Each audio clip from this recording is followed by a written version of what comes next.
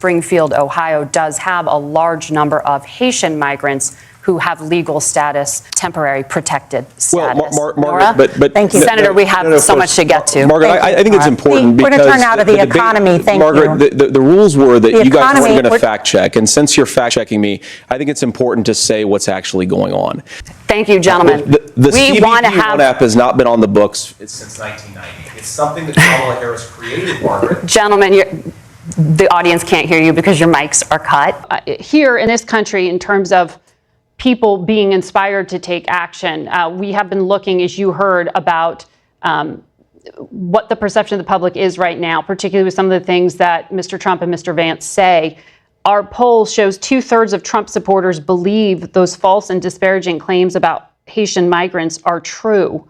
The governor of Ohio has said he is a big supporter of the ticket, but he's sad about this because there's no evidence of these claims. He's disparaging migrants who are legal, and the verbal attacks dilute and cloud what should be a winning argument for Republicans about the border.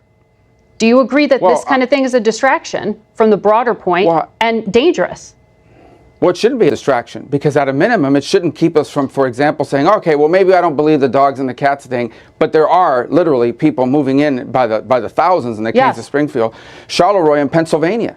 You know, that's a 4,000 person city that has 2,500 migrants. And I think one of the problems here is that somehow Americans who are not intolerant, they're not bigots, but they are troubled by the fact that their city is being flooded. In Springfield, you see reports, these are legitimate reports, of huge increases in traffic accidents leading to slower police response time, overcrowded schools. I mean, the strain this puts on a community, and if you complain about it, somehow you're a bigot, you're a racist, you're a hater. No, that is the story here, that everyday Americans are being made to feel like they're haters because they're complaining about something any of us would complain. If any of us, I don't care who we are, live in a city of 4,000 people, and you bring in 2,500 migrants overnight into one place, there are going to be problems. And people are going to complain. That doesn't make you a bigot. There are absolutely problems. That should be what we're focused on. That the governor has documented and that we have talked about here. But it wasn't everyday people making those claims. It was the Republican nominee and his vice president making those false claims about Haitian migrants. Well, those are claims. No, those are claims that people. Those are claims that people in those communities made. Maybe some have now recanted or moved aside from it. But that should not take us away from the fundamental truth, and that is there are real impacts happening when you move people into communities, as has been done by design by the Biden administration and allowing people across the border. You're in leadership. You know words matter. Yeah, and I think one of the words that should matter the most is there is a real migratory crisis. There is a real migratory crisis, and even in this particular case, not just Springfield, Charleroi, other places like that, there are real impacts happening in our country with this movement of mass migration, and that's not gotten the coverage that it deserves. And you say you've covered it, but it hasn't gotten the coverage. The cats and dogs thing has gotten way more coverage than the real world impacts that this is having. And I think that's what needs to change in the way this issue is covered. So I have a lot to get to with you, but I want to focus in on what you and your committee have been told. I know U.S. intelligence and the FBI said foreign actors are increasing their election interference as we get closer to November. This week, the Senate is going to be briefed in full on this. What is the scenario that is concerning to you? Well, I think it's going to become a fact of life in the 21st century. It's just very easy now for anyone to do it. You don't have to be a big nation state. So they're kind of all different. The Russians are looking at what are the pre-existing fractures in our country, and then they try to sow division, getting us to fight with one another. That's primarily what we've seen them focused on, sowing messages out there, including with inauthentic things that they create. You use AI, you make a fake video, whatever, you put it out there just to get Americans to fight against each other. In the case of Iran has, it seems to be more specifically focused on Donald Trump. I mean, it's been now publicly documented they're trying to kill him. And so if Iran's trying to kill Donald Trump, they most certainly don't want him to win the election. And so that's what their efforts have been, including attempted hack and leak operations and things of this nature. The Chinese are really kind of new into this business, or growing into this business of it.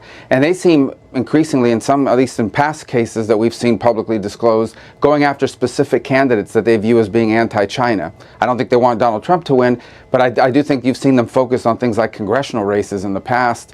And I also think they're laying the groundwork for more expansive operations in the future on influencing American public opinion on things like Taiwan and what's happening in the South China Sea and things of that nature. So there are multiple actors out there that are in this space now, and I think you'll see more in the years to come, because you don't really need, to build anything really expensive. You just need access to the World Wide Web, and we're an open country, an open society with open means of communication. And the best way to deal with all this is for awareness. People to understand everything you see on the internet isn't true. Right, exactly. That's why we want to talk about it. Microsoft's president testified before your committee, and as he put it, the most perilous time is the 48 hours right before the election. He described this as a race between not just Trump and Harris, but Iran versus Trump and Russia versus Harris. Do you think the United States has gotten smarter in how it responds? And have we learned from what happened in 2016?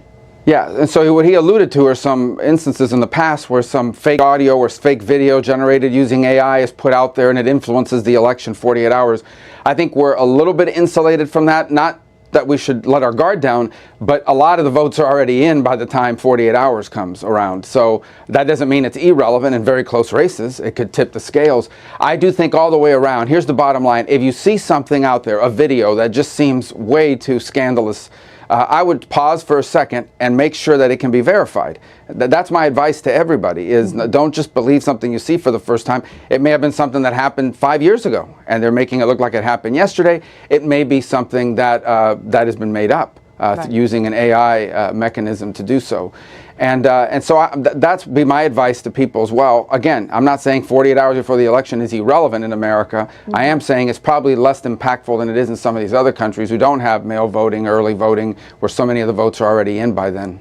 Well, the Biden administration has issued sanctions, warnings, these public disclosures. One of them this week was about Iran trying to hurt the Trump campaign by hacking and stealing information and then sending it to the Biden campaign. This was similar to that hack and leak operation disclosed in terms of trying to target journalists. And I know it was widely reported information about you, sir, was stolen and given to journalists. Do you know what was stolen? No, but I doubt it's anything that you probably couldn't find with just a search online of past stories that have been written and things of that nature.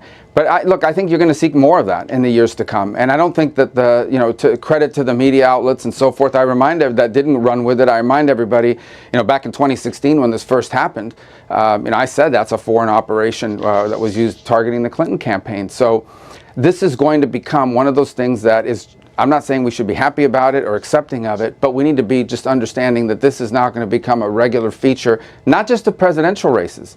Presidential races get so much attention that I think you can wade through some of that. It benefits from that at least. But I think some of these lower ballot races are the ones that are particularly more susceptible, because if you're running for Congress or Senate somewhere, let's say a congressional seat, and someone dumps something like this on you, it's much harder to get the truth out there in time for it to be cleared up. There just isn't going to be as much interest, and there isn't going to be as much people covering it. Well, Donald Trump posted about the hack and leak operation attributed to Iran, but he said it was evidence that the FBI was spying on him, and then blamed the vice president for spying on him. That is not at all the case. Well, again, I don't know anything more than what's been publicly reported when it comes to that hack and leak operation. Perhaps we'll know more this week. But again, it doesn't surprise me that someone, clicked on something, they got into your system, they stole documents, and then they try to give it to the media. And look, here's what we're going to see one day. It's not just that they're going to take it and give it to a campaign or the media. They're going to give it to somebody, some online journalist, somebody who will run with this stuff and will begin to report on it, or maybe even alter it. For example, make up a fake email where it looks like a real email. Maybe it is a real email, but they alter a few words in it and put it out there. And by the time you put out that fire, it's done damage. In a presidential race, everybody will cover that, and I think you can get to the truth a lot faster. In a down ballot race, it's going to be a lot harder for some candidate to prove that that email is fake. By the time they do, the election may be over. Just to be clear, though, it was the FBI that publicly disclosed this with the Intelligence Committee as happening, not the FBI spying on the Trump campaign. There are, when we want to talk about threats to Mr. Trump, it was just last Sunday, there was the second near miss. There are FBI investigations underway into what happened here. But Senator Vance said he doesn't trust Kamala Harris's Department of Justice to really investigate this stuff. Can you assure the American people that law enforcement is conducting a full and impartial investigation? Well, I think people on the ground in law enforcement want to do so. What information is made available to the American public, which deserves to know what is behind each one, not just one, but 2 assassination attempts of Donald Trump. I think that's where this lack of trust in institutions. Look, multiple people in the Federal Bureau of Investigation faced charges or were fired for misconduct in the way they handled issues about Donald Trump just 8 years ago. So I think people are rightful to be suspicious and distrusting. And that's why it's so damaging, for example, when 51 former intelligence officials, formers, sign a letter saying that a laptop of Hunter Biden is Russian disinformation, then it turns out not to be true. And then people logically conclude, well, this is an example of how these agencies and our institutions work against candidates they don't like. It undermines people's trust in our institutions. And that lack of trust is eroded in government, in the media, yes, in our agencies within government. And unfortunately, that's why disclosure and openness with regards to these investigations is so critical. It's not just because we want to know, it's right, because it's important to preserve trust in our institutions. And we're not seeing that. More on the second than the first, but we're not seeing it. But you trust the FBI and can assure the public that they are investigating these assassination attempts that J.D. Vance says they're not taking seriously?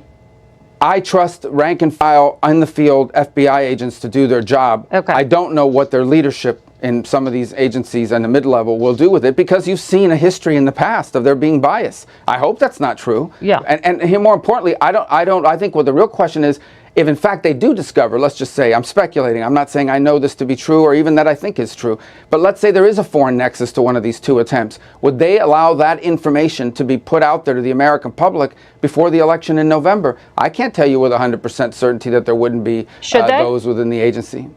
Yes, absolutely. I think that's an important factor for people to know. I wanted to ask you about whether you have heard or have any information in regard to a foreign nexus in regard to the bomb threats made in Springfield, Ohio. The governor of Ohio said they had over 30, and he said the person who made the calls came from overseas. This was after Trump and Vance put the focus on Haitian migrants in that town. Yeah, only what's been reported publicly, but that would not be uncommon. For example, a lot of these calls where they call and tell the SWAT team to go to someone's house because there's a murder occurring, a lot of these come from overseas as well. And unfortunately, that doesn't mean it's being directed by a government overseas. It could be. I haven't heard that. But just because they're coming from overseas doesn't mean a government is behind it. But yeah, we have these kinds of individuals all over the world that like to do these kinds of things. That's all for today. Thank you. If you want global news to keep you up to date on any new developments, please subscribe our channel and forward our content with your friends on social media and email. Thank you very much for keep supporting me. Stay safe, be blessed. Namaste. Thank you, God bless you, and God bless America.